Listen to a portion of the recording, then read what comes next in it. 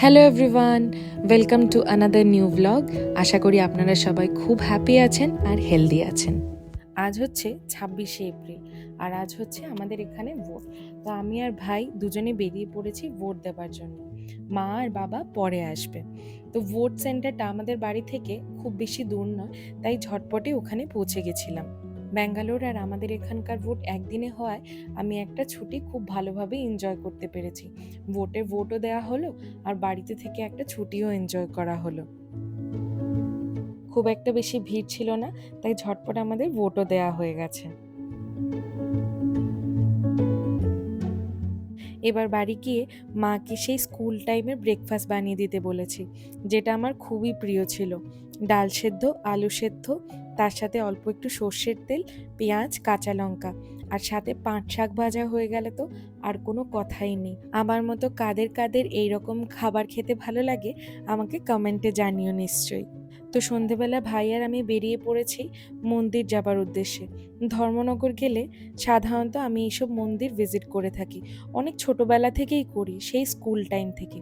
এটা হচ্ছে লোকনাথ বাবার মন্দির। একজনের বাড়িতে এই মন্দিরটা, কিন্তু এই মন্দিরে আমি প্রথমবার এসেছিলাম আর ভীষণভাবে কানেক্ট করে নিয়েছিলাম। তো ধর্মনগর গেলে আমার এখানে যাওয়াটা মাস্ট। তারপরে আমরা চলে গেছিলাম কালী মন্দিরে। এই কালী মন্দির হচ্ছে আমাদের এখানকার ভীষণ জাগ্রত মন্দির। কোনো বরযাত্রী এই মন্দিরে প্রণাম না করে বিয়ে করতে যায় না।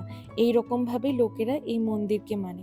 কোনো ভালো দিন হোক, জন্মদিন বা কিছু, সবাই চেষ্টা করে এই মন্দিরে এসে একবার প্রণাম করে যাবার। এই মন্দিরটা আমাদের শহরের একদম প্রাণকেন্দ্রে অবস্থিত। আর এই মন্দিরে শিবরাত্রি, দুর্গাপুজো, রথযাত্রা, বাসন্তী পুজো, আরও বিভিন্ন ধরনের পুজো হয়ে থাকে। আর প্রত্যেক পুজোতে এত ভিড় হয় যে আপনারা এই জায়গাতে ভালোভাবে দাঁড়াতে পারবেন না। আর এই দেখুন সেই দিঘিটা, আর ওই ওখানে দেখা যাচ্ছে শিব ঠাকুর।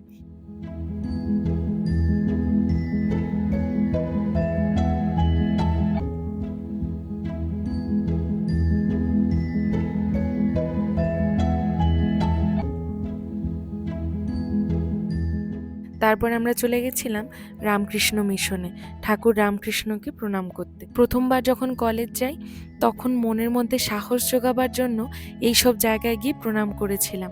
তখন থেকে আজ অবধি এমন কোনোবার হয়নি যে আমি ধর্মনগর এসেছি আর এইসব জায়গাতে প্রণাম করে যাইনি। একটা অন্য রকমের একটা সাহস পাওয়া যায়।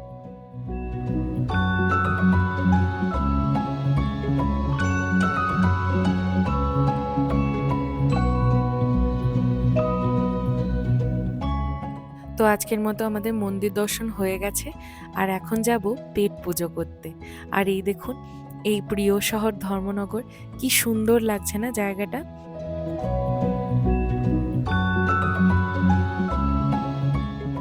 তো চলে এসেছি পেট পুজো করতে।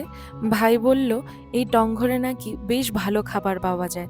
তো আমরাও নিয়ে নিলাম মোমোজ আর তার সাথে ফিশ ফিঙ্গার। বেশ ভালো ছিল কিন্তু। তারপর টুকটাক শপিং সেরে সোজা বাড়ি। তো আজকের ভিডিওটা এইটুকুনি। আশা করি আপনাদের সবার খুব ভালো লেগেছে। আপনারা সবাই ভালো থাকবেন, সুস্থ থাকবেন, আর ভালো লাগলে একটা লাইক করে দেবেন। নমস্কার।